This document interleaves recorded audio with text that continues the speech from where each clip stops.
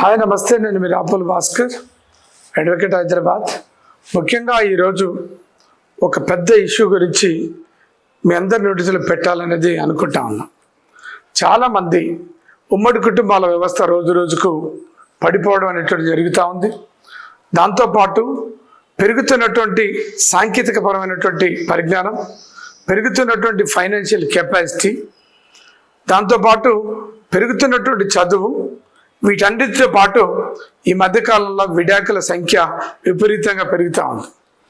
ఏ court చూసినా, ఏ family court చూసినా భార్య భర్తలతోటి ఈ కోర్టులు కిటకిటలాడుతున్నటువంటి పరిస్థితి అంతే. లక్షల కొలది కేసులు అంటే విడాకుల కోసం వస్తున్నటువంటి జంటలు పెరుగుతూ ఉన్నారు. వాళ్ళ రకరకాల చిన్న చిన్న విషయాల కోసం కాంప్రమైజ్ కాకపోవడం, చిన్న చిన్న త్యాగం, భర్త కోసం భార్య, భార్య కోసం భర్త త్యాగం చేసేటటువంటి గుణం తగ్గిపోవడం, అర్థం చేసుకునేటటువంటి గుణం తగ్గిపోవడం, వెరసి విడాకుల యొక్క సంఖ్య విపరీతంగా పెరిగిపోతూ ఉంది. తొందరపాటులో విడాకులు కావాలని చెప్పేసి ఏ రకమైనటువంటి సెటిల్మెంట్ లేకుండా డైవర్సులు వేసి విడాకులు తీసుకుంటున్నటువంటి వాళ్ళ సంఖ్య కూడా పెరుగుతూ ఉంది. ఏం జరుగుతుంది ఈ దేశంలో? విడాకుల యొక్క సంఖ్య పెరిగి మొత్తం డైవర్సులు అయిపోయి మొత్తం ఇండివిజువల్గా బతుకుతున్నటువంటి వ్యక్తుల సంఖ్య పెరుగుతూ ఉంది. అయితే ఏం చేయాలి? చాలామంది మహిళలు అడుగుతాం, తొందరపడ్డాం, విడాకులు తీసుకున్నాం, విడాకులు తీసుకునేటటువంటి సందర్భంలో ఏ కండిషన్ తీసుకోలేదు, మా భర్త నన్ను మెయింటైన్ చేయటం లేదు, నా పిల్లల్ని మెయింటెనెన్స్ చేయటం లేదు, చిన్న చిన్న కిడ్స్ ఉన్నారు, విడాకులు తీసుకున్న తర్వాత భరణం అడిగేటటువంటి అవకాశం భార్యకు ఉందా లేదు పిల్లలకు ఉందా అని చెప్పేసి చాలామంది అడుగుతున్నటువంటి పరిస్థితి.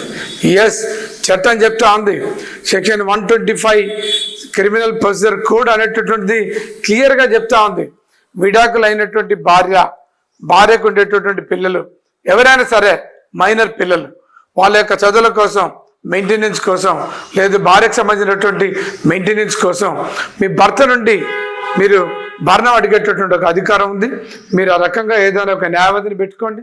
విడాకులు వచ్చిన తర్వాత నాకు మెయింటెనెన్స్ ఇవ్వరు అనేటటువంటి ఒక నానుడు ఉంది. విడాకులు పొందేటప్పుడు మీదో ఒకవేళ ఆ టర్మ్స్ అండ్ కండిషన్స్లలో భవిష్యత్తులో ఏ రకమైనటువంటి భరణం అడగను, సివిల్ క్రిమినల్ కేసులు వేయను అనేటటువంటి ఒక కండిషన్ లేకపోతే ఖచ్చితంగా మీరు భరణం అడగడానికి ఒక అవకాశం ఉంది. మీ పిల్లలకు మెయింటైన్ అడగడానికి ఒక అవకాశం ఉంది.